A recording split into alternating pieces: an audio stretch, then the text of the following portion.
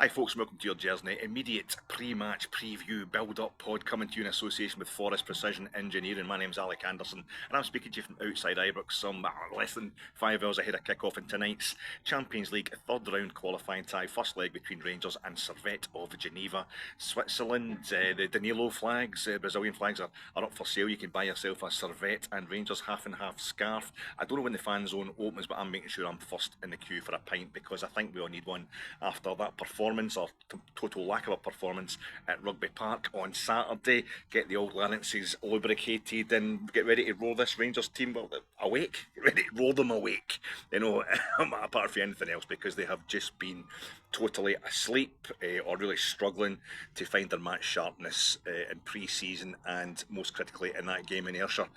Where we lost on Saturday. So Switzerland, teams for Switzerland, I hate Switzerland. I mean, the cheese has got holes in it. You get Toblerone. You ever tried eating a Toblerone? You take your mandible off with one of them. It's absolutely brutal. The clocks with the wee birds that come flying out them, that's really creepy, gives you a bit of a fright. It's Swiss roll. It's not a roll, putting slice or bacon into that thing and tomato sauce. It's a cake, So I don't really trust the Swiss. And one of the main things is I've never seen the Swiss national team. That might not sound like a big deal to you, but I've seen 49 of the 55 current UEFA national teams. I've seen them live. It's taken me 40 odd years to get that done. I'm quite chuffed with that record. I'm dying to get it completed. The only ones I haven't seen is like Andorra, Azerbaijan, Kosovo, Montenegro. But the kind of newer nations, the wee countries that have come about with the collapse of the Soviet Union, Yugoslavia, stuff like that. Switzerland, however, absolutely massive. They've hosted a Euros or half a Euros. They've hosted a World Cup. I still haven't seen them actually live, and they keep taunting me. I mean, I had an exam, I think they played at Hampden in the 90s. I had an exam the next day, I couldn't go up to that one. Euro 96, my mate and I get tickets, without knowing who'd qualified. And we get tickets about a year and a half in advance for Euro 96. 10 games, 4 group games, 2 semis, 2 quarters, a semi in the final. Only ground didn't go to because I'd already been there was Villa Park. No, won't take a ticket for Villa Park. That's where Scotland played Switzerland. Didn't get to that one and ended up with tickets for the actual quarter-final at Anfield. We were going to be on the Kop if Scotland had gone through that night to the next day. The first time Scotland ever played a knockout match. Anyway, I know a lot of you don't care about Scotland, but we'd have been there if it had been for Switzerland no letting another goal in. And then, was it Euro 2008? They're hosting the thing, so there's no chance of Scotland getting them in the qualifiers. Ends up... I got a ticket, we played them in a friendly, and oh, brilliant, they're wanting us in a friendly, that's fantastic, I'll nip along to that. I get tonsillitis like 2 days before this game kicked off. I'd bought my tickets months in advance. I took my mate along, drove him to the ground. I thought, I'll just get out, I'll get in, I'll just hear the national anthem and watch them kick the ball off and I'll go straight back home. I couldn't. It was like glass in my throat. I couldn't even get out the motor. So Switzerland, the Switzerland national team totally taunts, but we're in the same youth. Anyway, I'm getting off the point here. The main thing is Swiss club sides, Rangers playing Swiss club sides in Europe. If we get through this one and we meet, as now looks likely after last night's result, PSV Eindhoven in the playoff, that'll mean we've played PSV Eindhoven in 5 European ties. Tonight also represents the 5th European tie for Rangers against a Swiss club. So we don't play them very often. And the other thing that annoys me about the Swiss is no Swiss club has ever reached a European final. They've got the UEFA headquarters in Nyon. Just off Lake Geneva, Lake Geneva shoreline. For Frank Zappa and the Mothers of Invention got ruined the recording deal for Deep Purple. Anyway, that's a different thing altogether. But it's really, they don't get to European finals. No Basel, where they were 2-1 up for the first leg against Fiorentina in the Conference League semi-final last season. Basel were going to be the first Swiss team to get to a European club final, and they lost 2-1 at home. They conceded the third goal to put them out in the 130th minute. I watched that one live. It's just like the Swiss teams can't get to a European final, so there's no kind of big tick for me seeing these teams in it. It's not even like I saw Olympiacos. Olympiacos had never been a European final, but that meant I'd completed the kind of Hoy megaloid tries. The big three from Greece. In Switzerland, it's like Servette are the third most successful team in the Swiss League, and having won the Swiss League, I think it's like 17 times or something in their history. They've not won it since 1999. They've been a bit of trouble financially and all that, going down the leagues a bit like ourselves in the last few years. But like Basel, I think have won it 20 times, and Grasshopper Zurich, they've won it most times, like 27 times. But even then, it's like, I think you've got FC Zurich, have won it 13 times, Lugano have won it, I don't know how many times, but it's just a big kind of split. So it's not the same. You can't even say there's a big three it's too much an even spread of titles. There's not even a big three you can tick off the list in Swiss football. It's just a weird kind of country when it comes to the football, and yet so much of it is run from there because of the money. So in many ways, I'm not really looking forward to seeing Servette. It's not a biggie. It's not something I'm really looking to get off the list. It's all about Rangers tonight. What are we going to do? I know everybody out there is mostly looking at Michael Beale, I think, just now. I think we're looking at this Rangers team more than we're actually worrying about Servette. Well, you've seen it's all over the papers, it's all over a lot of good Rangers pods out there that are dealing specifically in tactics and team selections and all that, and properly analysing the opposition. We're just trying to give you a flavour of what's going on here. We know that Servette are missing their first choice goalkeeper tonight, Jeremy Frick, so that's a big miss for them. The fella gets sent off in the previous round against Genk. That's another reason I can't tell the difference between Genk or Genk. It's like, you know, a Shag or a Cormorant and a Crawley Town, Stevenage Borough, things that you can't tell the difference between. You need to analyse them, you need to see them live. And I thought I was going to finally get a chance to tell the difference between Genk and Ghent by seeing Genk in the flesh.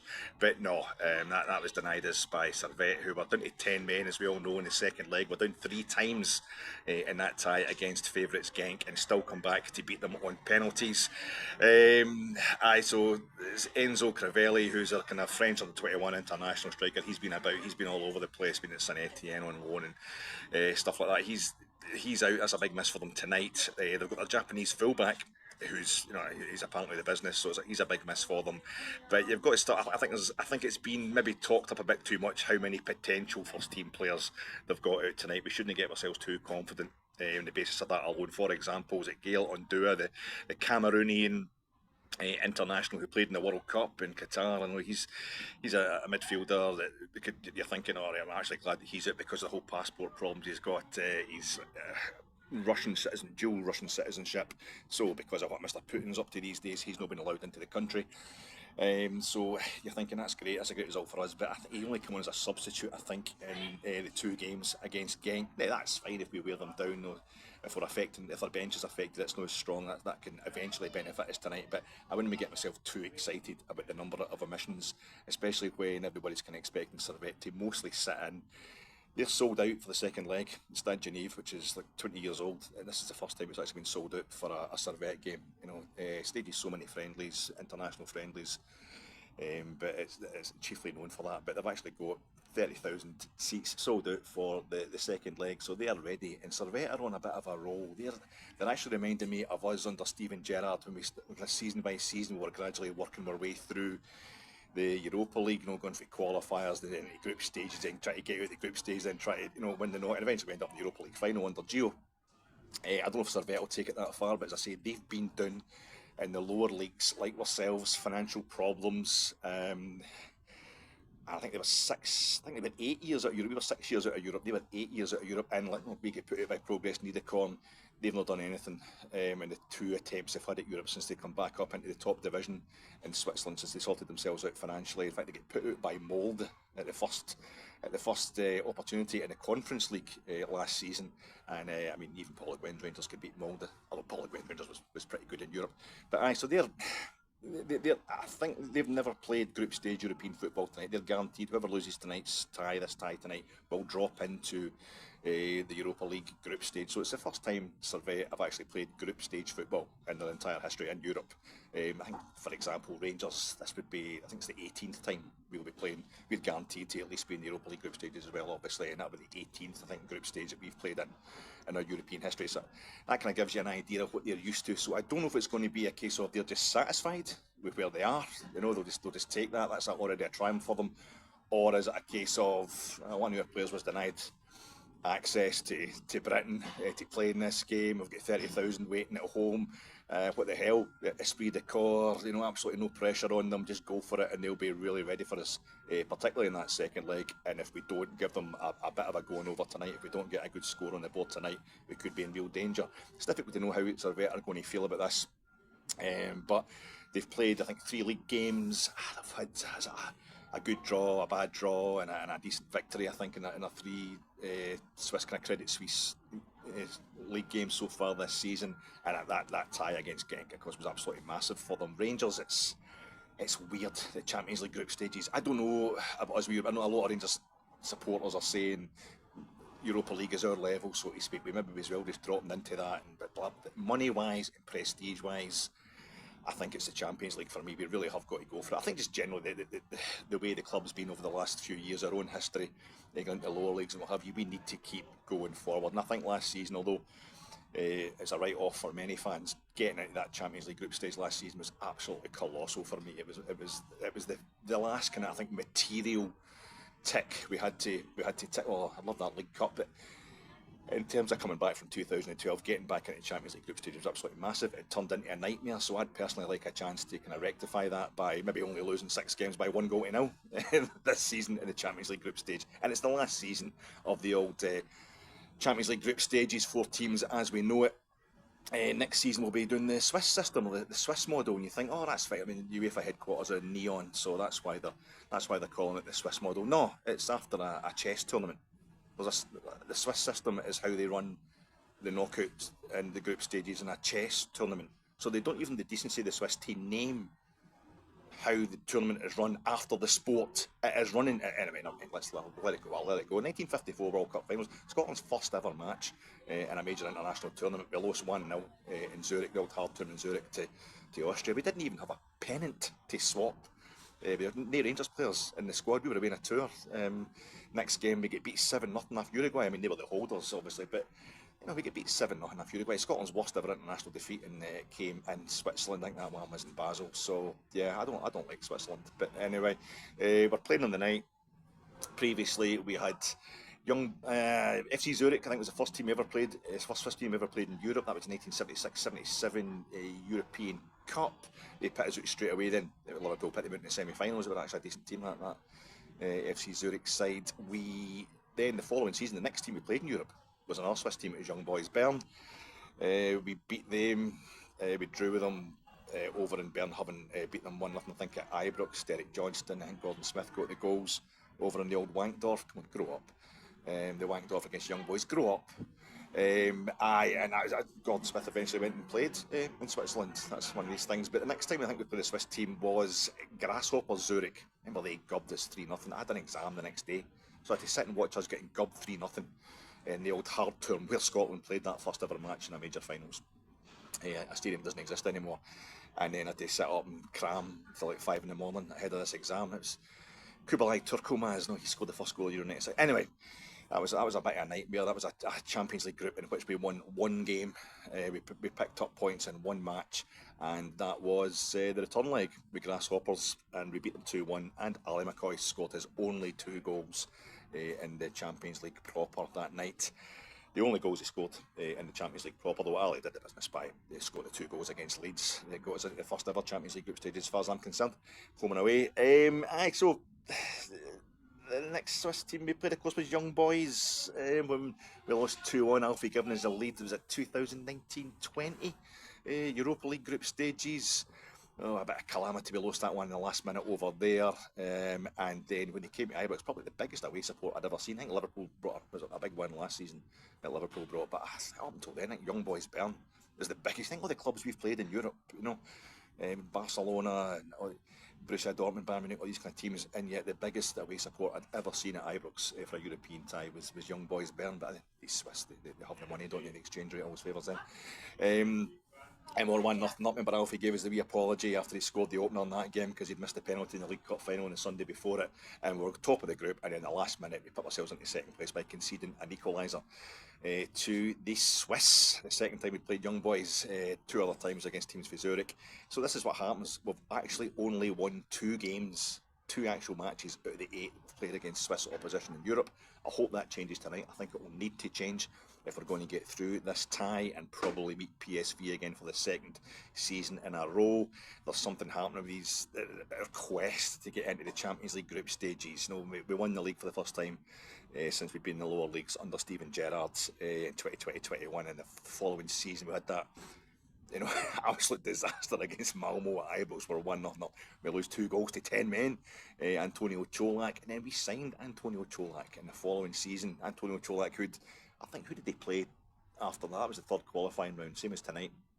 Malmo, the Bulgarian team, Ludogorets. I think they beat Ludogorets, and they went into the Champions League group stage and scored 1 goal and it wasn't Antonio that scored it. So he comes to Rangers the following season. Next time on the Champions League qualifiers, we end up beating. We end up beating Union St Gilloise Belgian team. We're supposed to be playing. We're expecting to play a Belgian team this round again this season, and then he's set up for the winner over in Eindhoven. He scores against Union St Gilloise, and he scores at home against PSV, and he scores the winner away against PSV, does Antonio, and he's set up by Malik Tillman, who might well be playing against us for PSV if we get through into this round. It's just, there's something kind of mad happening with the Champions League qualifiers these days, and you look at it, the run to the Europa League final for many fans was seen as another chance to qualify directly for the Champions League group stages. Celtic are directly, and they are in the Champions League group stages.